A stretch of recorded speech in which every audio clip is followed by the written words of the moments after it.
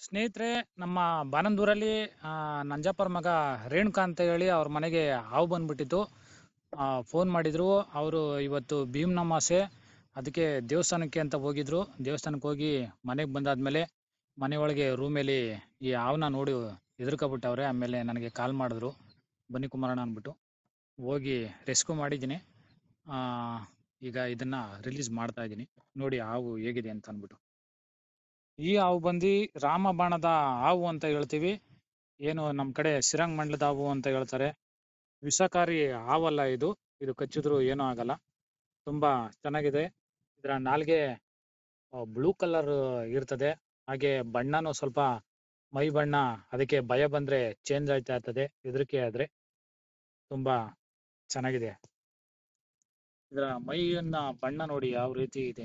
ಅದಕ್ಕೆ ಭಯ ಬಂದಾಗ ಕಲರ್ ಚೇಂಜ್ ಆಗುತ್ತೆ. ಕಲರ್ ಹಾಗೇ ಇರುತ್ತೆ. ಕಲರ್ ಚೇಂಜ್ ಆಯ್ತು ನೋಡಿ. ಇವಾಗ ಕಲರ್ ಕಡಿಮೆ ಆಗುತ್ತೆ ನೋಡಿ, ಹಂಗೇನೆ. ನೋಡಿ ಕಡಿಮೆ ಆಯ್ತು.